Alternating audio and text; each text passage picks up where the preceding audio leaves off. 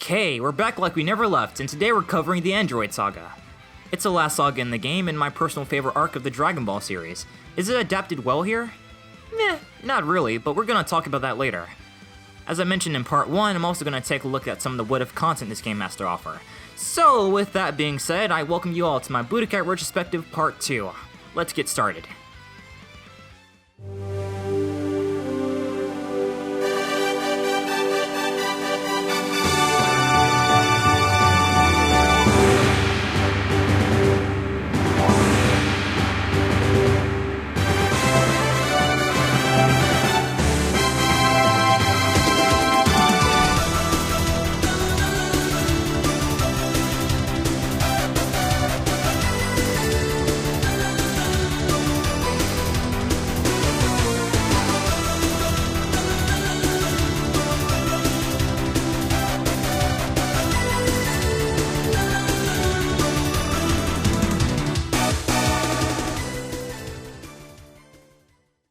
Plot twist, Frieza is still alive and is on his way to Earth to seek revenge on Goku.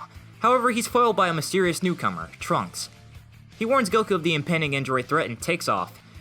Cut to 3 years later and it's time to face the android. Oh god, that's terrifying. And they're stronger than all of us! Our first fight of the saga is Android 19 versus Goku. Since Goku is beginning to have symptoms from the heart virus, our health is being drained during the fight.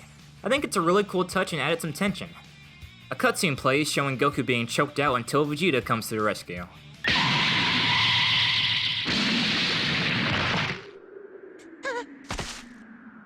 If anyone is going to defeat Kakarot, it's me! So stay out of my way, you robotic cunt! It turns out old Widow's Peak here can become a Super Saiyan, and we use that power to defeat Android 19. I was never a fan of this part of the story in particular because now Goku's role in the arc is heavily diminished. He spends most of it sick in bed until he fights in the Cell games. It sucks because the entire premise of the Android arc is about getting revenge on Goku. Well, how can you do that if he's playing such an inactive role, only showing up in the beginning and the end? Hell, he doesn't even have a single interaction with 17 or 18. By the time he meets 16, they're on the same side. It just feels like a missed opportunity. Anywho, out of sheer desperation, Dr. Gero awakens 17 and 18. Then for whatever reason, it cuts to them activating 16 with no mention of them killing Gero. Once again, Budokai 1 is just rushing through important story beats. After that happens, we see another cutscene where Vegeta challenges Android 18. You know, until making this video, I never realized how big Android 17's forehead is. I mean, this shit is massive. I can fit the entire script of the review on this man's cranium. It's to the point where if you type big forehead characters on Google, 17 is just 2 scrolls away. Android 18 isn't too hard to beat. I hit her with a double axe handle to end the fight. However, in the next cutscene, the opposite happens and she ends up breaking Vegeta's arm. What a loser. Meanwhile, in an effort to become as strong as possible and achieve his perfect form, Cell undergoes yet another transformation.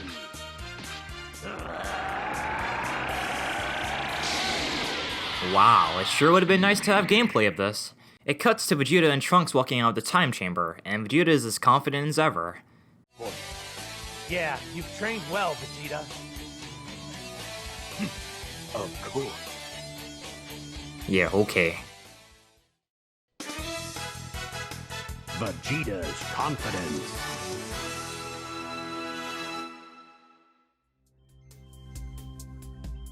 Aw yeah, it's time to fight Cellular Device as Vegeta, who's supposedly even more powerful now. What, is he some kind of super Vegeta? Fuck y'all, I'm funny. Here's our moveset for the upcoming fight. It's cool and all, but I'll be sticking with my regular punch-punch ki blast combo. For anyone that's played Budokai 1 or any Budokai game for that matter, you probably noticed a weird inconsistency with Perfect Cell's voice. Every time he's speaking in a cutscene or saying a special move, his voice is normal. But when he's screaming or doing impact sounds, it's always his first form voice instead. Here's an example.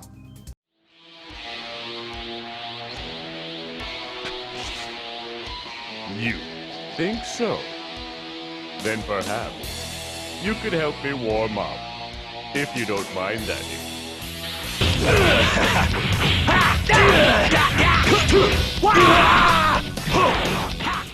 It's only a problem in the English version because Damien Clark does drastically different voices for all of Cell's different forms, while the Japanese voice actor Norio Wakamoto, which I'm glad I got his name right the first take, keeps them relatively pretty similar. After Vegeta overpowers Imperfect Cell, instead of killing him, he lets him absorb Android 18 to truly test his newly obtained power. I have a question for all the Vegeta fans.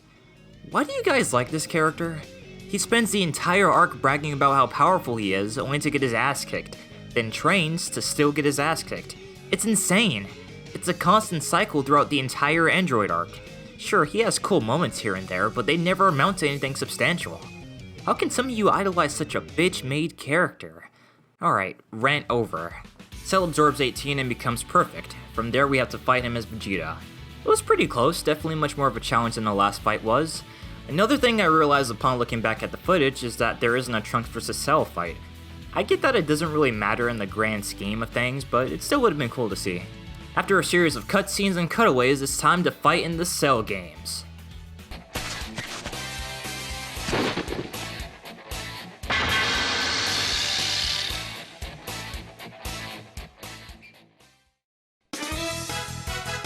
Cell's game begins.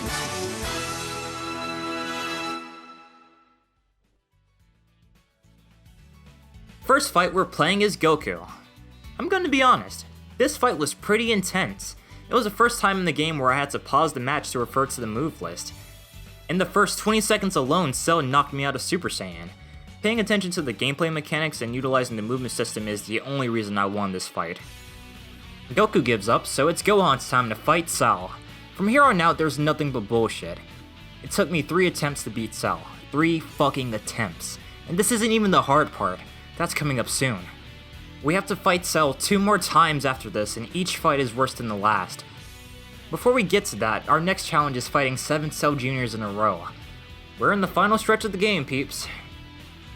Yeah, no more cardboard cutouts. I'm so serious about this that I'm appearing on camera.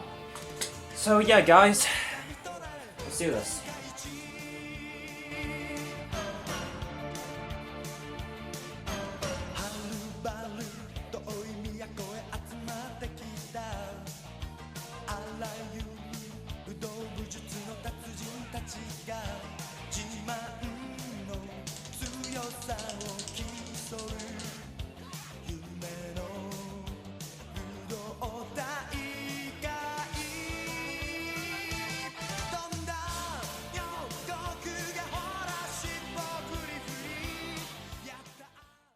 Okay, now we're back to Cell.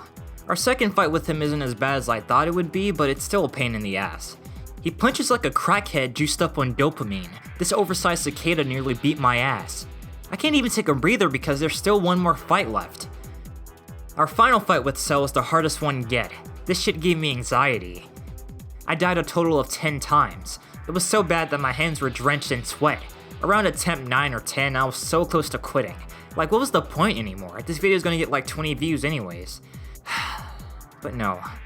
I owe it to myself and to all 3 of you currently watching this to see it through to the end. And that's what I'm gonna do.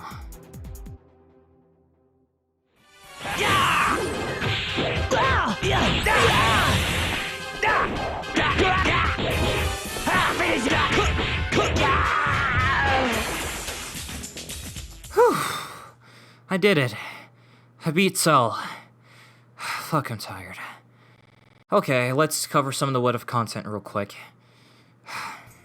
As I mentioned before, Budokai 1 has a lot of what if content and alternate scenarios. I think my personal favorite that comes to memory at the moment is a scene where instead of absorbing Android 18, Cell accidentally absorbs Krillin, and he basically takes on all the attributes of Krillin.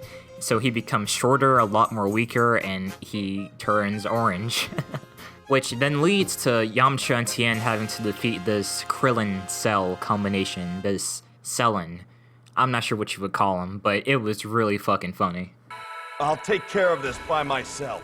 Well now, you seem confident. Of course I am. I'm not gonna let some punk like you walk all over me! Just wait till you get a taste of the legendary Wolf Fang's fist! Plot twist, it turns out that Cell was just having a nightmare during the wait for the Cell games. That was awesome. Another really cool alternate scene is where Frieza actually wins. He ends up killing Gohan, Piccolo, Vegeta, Krillin, and even Goku. It even goes as far as to show him getting eternal life. That's crazy to think about, let alone see in motion. Huh? What's this? Could it be? I wish you to grant me eternal life! As you wish.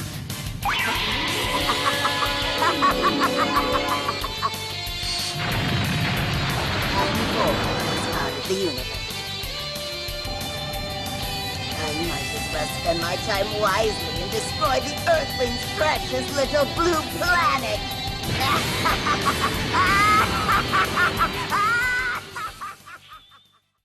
And on that note, we finally reached the end of my Budokai 1 retrospective. It's been a long time coming. A lot of work was put into this editing-wise and writing the scripts and recording everything. It was a fun little project. I guess if I were to pick a favorite arc in the game specifically, I'd say the Saiyan arc. It did a really good job in adapting majority of the stuff in the anime and the manga. Sure, it's not 100% accurate at times, it does leave out a few details here and there, but it does a good job. If you guys enjoyed the video, then please give it a thumbs up and leave a comment. It helps my channel grow in more ways than you guys know. With that being said, my name is Alpha, and I'll see you guys in the next video.